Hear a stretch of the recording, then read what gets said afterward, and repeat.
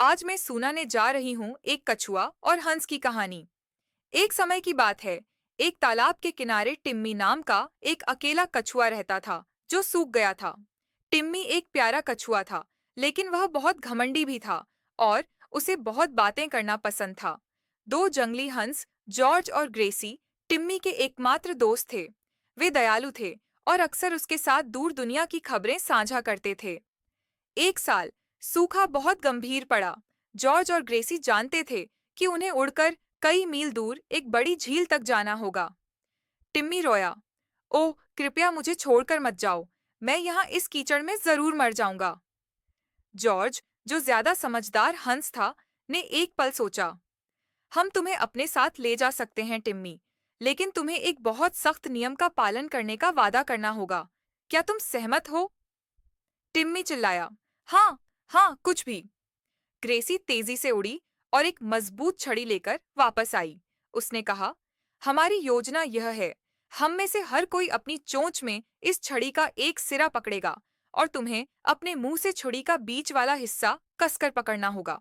हम धीरे और सावधानी से उड़ेंगे, लेकिन जब तक हम झील पर नहीं उतरते, तब तक तुम्हें किसी भी कीमत पर अपना मुंह नहीं खोलना है और एक शब्द भी नहीं कहना है। टिम्मी ने ईमानदारी से वादा किया और तीनों ने अपनी अविश्वसनीय यात्रा शुरू की। वे खेतों और जंगलों के ऊपर से उड़ रहे थे। नीचे लोगों ने असाधारण दृश्य देखा।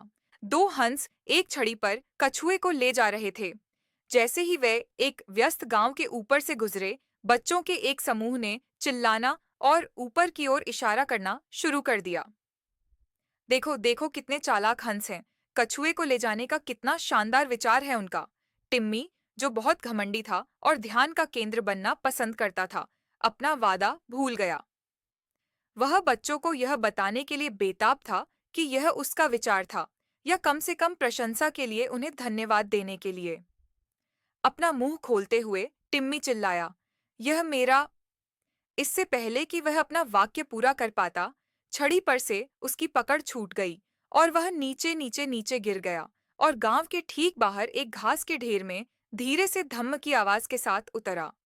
हंस निराशा में चिल्लाए, लेकिन उन्हें झील की ओर उड़ते रहना पड़ा। टिम्मी सुरक्षित था, लेकिन वह फिर से अकेला था, जीवन बचाने वाली झील से बहुत दूर। यह सब इसलिए हुआ क्योंकि वह बोलने से खुद को रोक नहीं सका। कहानी की शिक्षा, मॉरल ऑफ द स्टोरी।